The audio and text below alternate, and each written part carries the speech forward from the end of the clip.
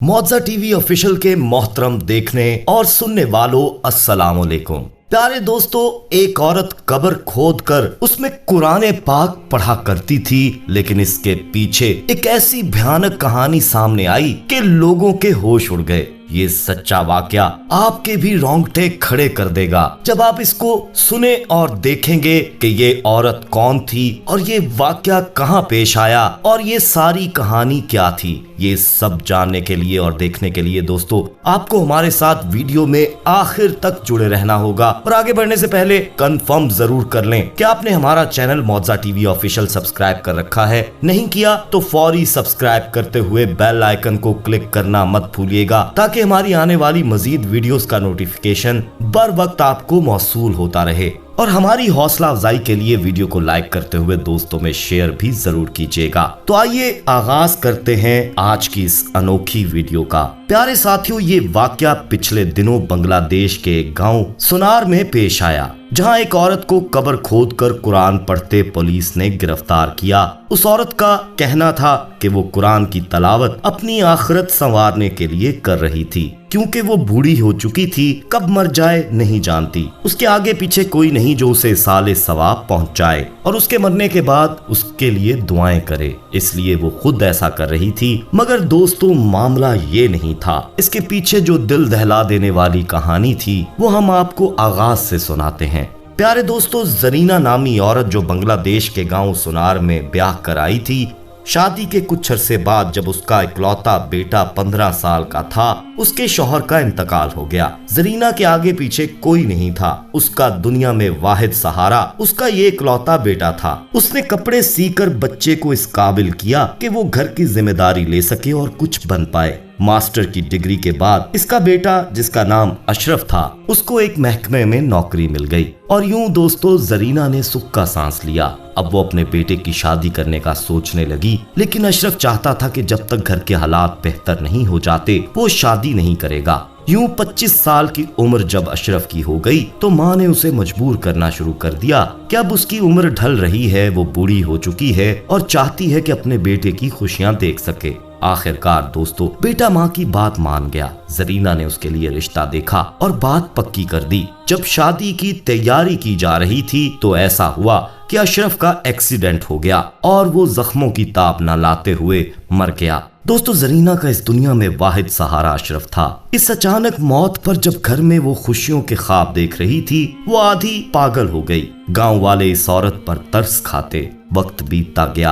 अब वो ज्यादा वक्त कब्रिस्तान में अपने बेटे की कब्र पर गुजारने लगी। कुछ अरसे के बाद गांव वालों ने अजीब बात देखी, और वो ये कि जरीना ने अपने बेटे की कब्र के पास एक और कब्र बना रखी है और वो इसमें बैठकर कुरान पाक पढ़ती है। जब गांव वालों ने पूछा कि ये क्या करती हो, तो उसने कहा कि मैं मरने की तैयारी कर रही हूँ, मेरे आगे पीछे तो कोई है नहीं, इसलिए मैं अपनी कब्र अपनी जिंदगी में बनवाकर वहाँ तलावत करती हूँ। बात कुछ अजीब थी, मगर गांव वालों ने उस वक्त दरगुजर कर दी।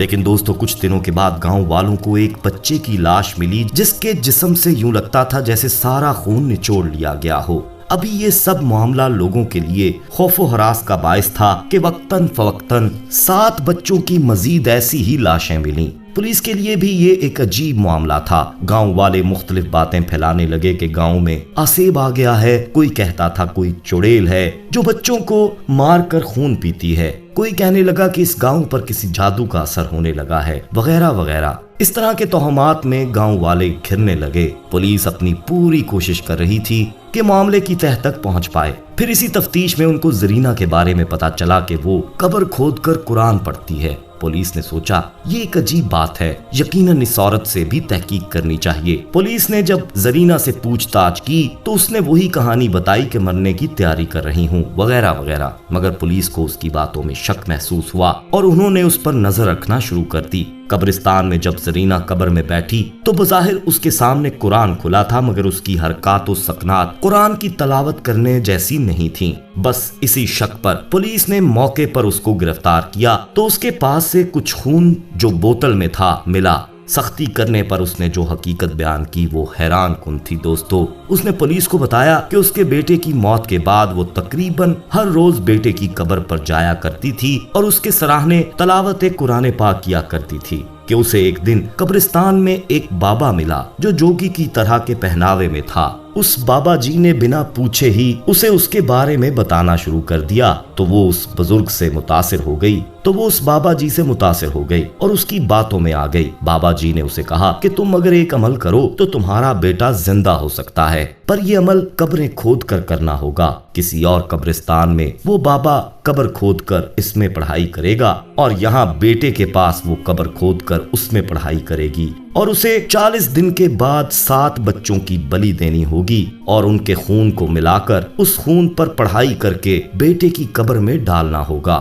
دوستو، پولیس کے لیے یہ چونکا دینے والا انکشاف تھا جب انہوں نے اس کتاب کا بغور جائزہ لیا جو وہ سامنے رکھ کر پڑھتی تھی تو دیکھنے میں اس میں لکھی آیات قرآنی لگتی تھیں، پر وہ الفاظ الٹ پلٹ کیے گئے تھے، یعنی وہ بابا اس سے کوئی کالا علم کروا رہا تھا۔ پولیس نے فوراً اس بابے کو بھی اس قبر سے باہر نکالا اور گرفتار کیا۔ مار کھانے کے بعد اس نے بتایا کہ وہ اپنی طاقت بڑھانے کے لیے ایسا عمل کر رہا تھا اور اس کو کسی ایسی مسلمان عورت کی ضرورت تھی۔ بہرحال پولیس نے دونوں پر سخت دفعات لگا کر کڑی سے کڑی سزا کی اپیل عدالت میں کر دی ہے۔ دوستو، زرینہ تو ایک مایوس ماں تھی، بیٹے کی محبت میں اس ڈھونگی کی باتوں میں آ گئی اور قرآنی آیات سمجھ کر شیطانی عمل کا حصہ بن گئی اور اپنی دنیا اور آخرت خراب کر بیٹھی۔ 7 معصوم بچوں کے والدین کا گھر اجاڑ کر، کئی ماؤں کی گود اجاڑ کر صرف اپنی گود بھرنے کے لیے وہ اس بھیانک حد تک چلی گئی۔ دوستو، اس جدید دور میں ایسی جہالتیں ہر جگہ دنیا میں پائی جاتی ہیں کہ لوگ اپنی خواہشوں کے لیے، اپنے آپ کی خوشی کے لیے دوسروں کی خوشیاں اجاڑ دیتے ہیں۔ دوستو، جہاں ہمارے معاشرے میں توہم پرستی آج بھی موجود ہے، وہیں توہم پرستی سے دوسرا بڑا اور زیادہ خطرناک ذریعہ کالے پیلے عملیات کرنے والے عامل اور پیر فقیر حضرات ہیں۔ یہ زیادہ خطرناک ذریعہ ہم نے اس لیے کہا ہے کہ دیندار لوگوں کی اکثریت انہی کے چنگل میں زیادہ پھنستی ہے۔ کچھ تو ایسے عمل اور وظائف کراتے ہیں جن میں واضح طور پر شرک کی آمیزش ہوتی ہے، اسے کالا علم، شیطانی علم یا کالا جادو کہا جاتا ہے، اور کچھ لوگ قرآنی آیات کی آڑ میں جن نکالنے کے نام پر بدیع اعمال و وظائف کراتے ہیں جنہیں عام آدمی سمجھ نہیں سکتا، اسے نوری علم مشہور کیا گیا ہے۔ اس میں کوئی شک نہیں کہ آپ صلی اللہ علیہ وآلہ وسلم نے غیر شرکیہ دم کرنے کی اجازت دی ہے، لیکن ایک معمولی اجازت سے اس قدر فائدہ اٹھانا کہ انسان کے شب و روز اسی کام میں صرف ہونے لگیں، کالے اور نوری علم کے نام پر وہ باقی حقوق اللہ اور حقوق العباد سے کٹ کر رہ جائیں اور اس کام کی باقاعدہ دکان بنا کر بیٹھ جائیں، تو اس کی اجازت کم از کم شریعت محمدیہ صلی اللہ علیہ وآلہ وسلم اور سیرت نبوی صلی اللہ علیہ وآلہ وسلم میں کہیں نہیں ملتی۔ یہ دم جھاڑ کا کام آپ صلی اللہ علیہ وآلہ وسلم کے ہاں اس قدر پسندیدہ ہوتا تو آپ صلی اللہ علیہ وآلہ وسلم اس صحابیہ خاتون کے لیے ضرور ایسا کچھ عمل کرتے جسے شدید دورے پڑتے تھے، یہاں تک کہ سرے بازار ان کا کپڑا بھی اٹھ جاتا تھا۔ وہ آپ صلی اللہ علیہ وآلہ وسلم کی بارگاہ میں اپنا یہ مسئلہ لے کر آئی تو آپ صلی اللہ علیہ وآلہ وسلم نے اسے صرف صبر کی تلقین کی اور فرمایا کہ تیرے اس صبر کے عوض تجھے جنت میں جگہ ملے گی۔ پھر وہ صبر و رضا کی پیکر عظیم صحابیہ خاتون صرف اس بات پر راضی ہو گئی کہ اس کے لیے اتنی دعا کر دی جائے کہ دورے کے دوران کم از کم اس کا کپڑا نہ اٹھے۔ چنانچہ آپ صلی اللہ علیہ وآلہ وسلم نے یہ دعا فرما دی۔ باروایت بخاری۔